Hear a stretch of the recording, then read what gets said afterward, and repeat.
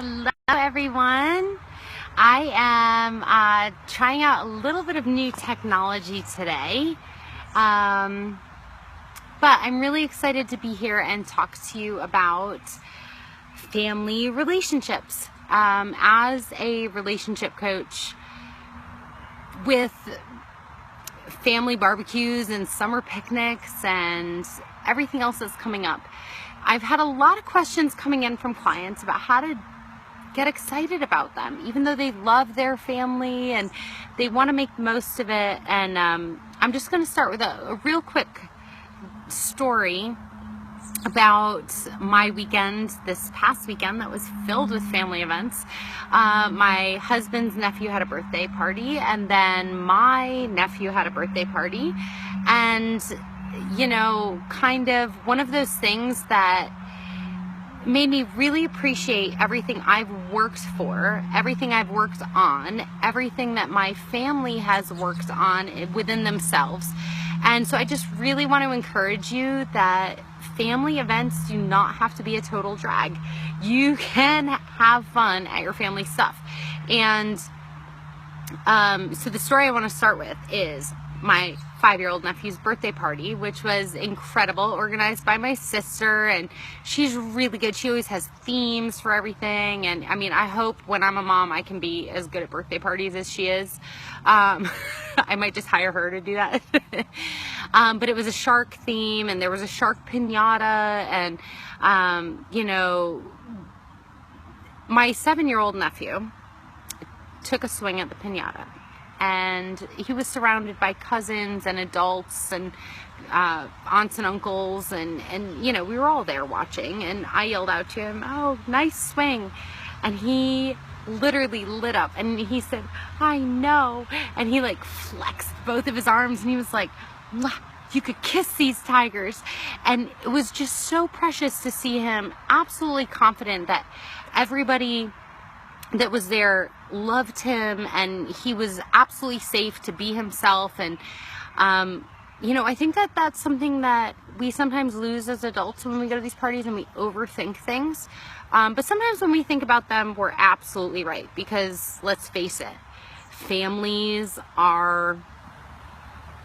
they can be tough sometimes, and there's so many dynamics. You're listening to a relationship coach who loves observing and studying people. You're listening to someone who also, I'm the oldest of 6 kids.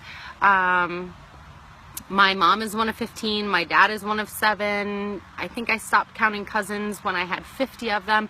So what I'm about to share with you, I'm going to give you the 3 top concerns that my clients have been bringing to me with their fears and their concerns about the upcoming holiday season and summer season.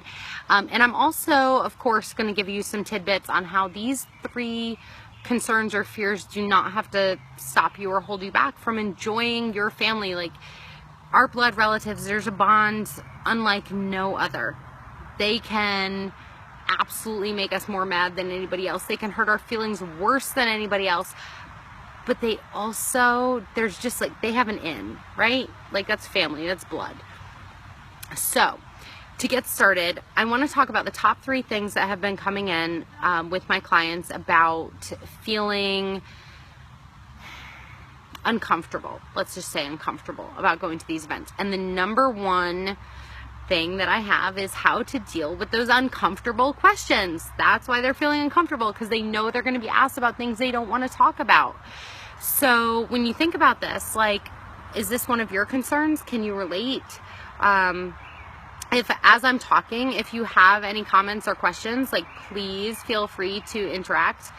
This is my first Facebook Live video, so hopefully I'm doing it right and you guys can see me, but I see viewers on. So if as I'm talking, if you relate to this or you have additional questions, please let me know. I'm happy to support you as a relationship coach and as a professional who gets how important families are and how much impact they have on our day-to-day happiness.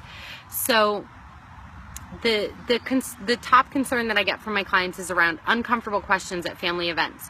You know, the ones where, like, let's just, for the sake of this conversation, Uncle A and Aunt B, Okay? So Uncle A always asks you, how's your job going? Or how's this going? Or how's that going? And then literally 2 seconds later, you have to answer the same questions all over again to somebody else. And maybe Aunt B, since she's a woman, maybe she gets a little deeper and maybe she asks you about even more personal things like, when are you having kids? Or how's your boyfriend? Or why aren't you married yet? And these can be really unsettling questions, especially if they are things that we're working on in our own life. Like, for example, I remember when I desperately wanted to have a boyfriend I was madly in love with, and I wanted to be engaged, and I didn't have that. And so these questions would be so painful for me. So anyway, if you can relate, you're not alone. That's the number one concern that all of my clients are asking me about. The second topic that they're asking me about, and remember, I'm going to give you guys tips on how to handle this. But the second thing is when you are going somewhere and you have a family member that maybe like owes you money, or owes you a favor, or owes you a thank you or an apology, right? Okay, so they owe you something. And that can be very uncomfortable because we are only capable of controlling our own actions, our own behaviors, our own words. I can't make so-and-so say X, Y, and Z, or pay me back, or apologize, or say thank you, or whatever it is that I desperately want from them. I can't make them do that, and neither can you. And that feeling of powerlessness is something that is not exciting to go to. So if we know we're gonna have to face that at a family event, that can sometimes be enough to make us not want to go.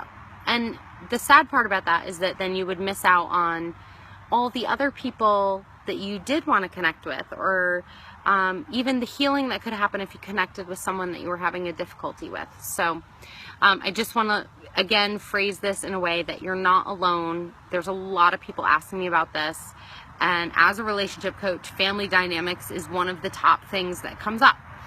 The third most common thing that I've been hearing, and I wanted to share with you guys, is kind of the fact that they're boring, right? Like, they're not as exciting to go to as your friend's bonfire or keg party or beer pong tournament, or even they have maybe one of your friends has a DJ or a boat to go out on, or, I mean, you name it. Like, there's a million other things you could do, but you feel obligated to go to this thing because it's a family event. And you're kind of angry because it's not going to be as fun as something else in your mind. So anyway, those are the top 3 things that I see people struggling with, and I really wanted to support you guys. That's why I'm stepping out of my comfort zone, and I'm awkwardly holding a selfie stick, and I have the sun in my eyes, and so if I'm squinting at you, it's not because I'm mad or because I'm like being weird. It's just because I'm getting used to this stuff. But I think the point is really more important than any of the technological logistics. So 3 tips to help you through this. The first tip is to, number 1, be prepared. If you have an uncomfortable family dynamic and you are willing to show up and set an example of how to be different, that's one thing really that I was loving actually about this weekend with my nephew's birthday party and everything, is that I've literally seen how 3 generations behave with each other, and it's been an up level every time. And so every single person that did the best they could made that possible. Even if they weren't perfect, even if they didn't have all the answers, they made that possible.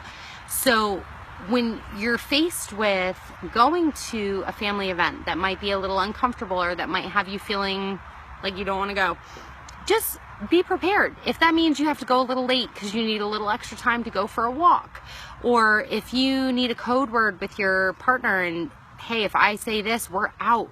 Like, I'm uncomfortable, I don't feel good, I need to leave. Like, you don't have to go into drama. If you're prepared, you can have a safe word. And same thing, like maybe your partner is the one that is more uncomfortable with your family than you are. You can support them by saying, hey, if you hit a wall, here's what the one word I need to hear from you, and then we can leave. So being prepared by taking care of yourself, whether that means getting maybe you need a massage the day before you go, so you're relaxed and you're at your best energetic level, or maybe you just need that with your partner to be in congruence with knowing that you have a support system in who you showed up with. If you're going by yourself, maybe invite one of your siblings or a relative that you are comfortable with and say, hey, if I need extra support, here's my code word. It can be a really great tool to make you feel comfortable knowing that you're not trapped in any type of environment, and then that will allow you to relax and actually get to know and interact even more with the people that are already related to you. The third thing would be around boundaries. And how do you set those boundaries? For example, the second concern that a lot of clients have was about people that owe them something, or people that owe them favors or money. And when it's family and maybe you only see them twice a year, and all of a sudden you have this like well up in your stomach that you're kind of not happy to be there because you have all these negative things coming up for you. So by setting boundaries and by going up to someone and saying, you can make a decision ahead of time what you're available for. And you can choose to say, first of all, you could choose to say nothing if you think that's the most mature and appropriate thing to do. Another idea would be to choose what is a payment plan you're comfortable with. If someone owes you something, if they owe you an apology, are you willing to say, I'd like to talk about this at some point to heal our relationship? Or if they owe you money, are you willing to say, hey, I would really appreciate like even $20 a month to let me know that you remember that you owe me this money? Or are you willing to gift it and let it go? Sometimes, no matter how much somebody owes you something, if you are willing to let it go, that can actually save you hours of sleepless nights and skipping family events. So maybe the cost is not worth the repayment, but you have to be willing to give that. And then the last thing is, I just want to encourage you guys to remember to be grateful. So the third thing that a lot of clients are bringing up to me is around those uncomfortable questions and how do I respond? What do I say when I don't want to talk about it? The first thing I would encourage you to do is to really check in with yourself and just be grateful, because they're not asking you uncomfortable questions to make you uncomfortable. They're asking you uncomfortable questions because they don't know what to say. So if you are at a family event and someone's asking you an uncomfortable question, just choose to be grateful that they're interested in what's going on in your life. And then you can actually empower the situation by saying, you know what? Work isn't something I want to talk about. I'd prefer to tell you about my new hobby. Is that okay with you? Or any other subject change you would like. Like you can insert, if they're asking you about why don't you have a boyfriend and you don't want to talk about that, or when are you having a baby and you don't want to talk about that, you can absolutely take a deep breath and honor that they are probably just as uncomfortable as you. They love you and they're interested in you and they don't know what to ask. So, hi Lisa. Hello. If someone is making an effort, honor that and give them a break and tell them what you do want to talk about, or ask them a question and say, I don't want to talk about my job. Do you want to talk about your job? I'd love to chat with you, and let them know that they're more important than what the topic is. And so then one more bonus tip before we get off today. And I appreciate you guys being live with me on my first Facebook Live. I'm excited to be here.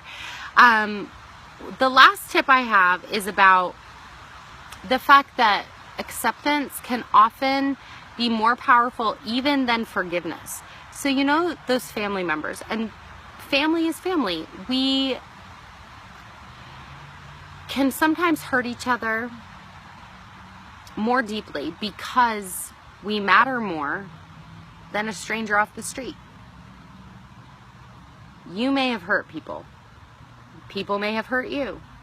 And when you have these opportunities with the 4th of July that's coming up, and summer picnics and beach days and barbecues and all this kind of stuff that's happening, it's an example where you can choose to redefine how you interact with your family if you choose to. And acceptance is a huge bonus. It's a huge, like, kind of like something in your toolkit, because there are people that are very tough to forgive. There are people that have hurt you, and when they're your family, you show up anyway sometimes, but you don't have to show up and be not in your power. You do not have to show up and live out of your integrity. You can show up and be willing to accept that they are doing the best they can do. And if they're showing up too, the chances are they want it to be better than it is. And if it's already good, I challenge you to make it great. And if it's not good, I challenge you to set an example of how to make it better, because even adults pay attention. And especially the kids. The story I shared at the beginning of this feed about my nephew feeling completely secure and confident and loved and knowing that he's allowed to be amazing, that's something that's taken generations of my family working on ourselves as individuals. And it's something that you can create for yourself as well. So you can choose to be the difference in the dynamics. And if you show up and accept that everyone there is there because they think family is important, even if they don't know how to show it, even if they don't know how to communicate with you exactly in the way that makes you feel comfortable, I would really encourage you to work on yourself and show up with the intention of having a great time. Show up prepared to leave if it becomes unsafe or uncomfortable, but also give people the benefit of the doubt and accept that they're doing the best they can do. So hopefully this is helpful for you guys. I look forward to connecting with you more.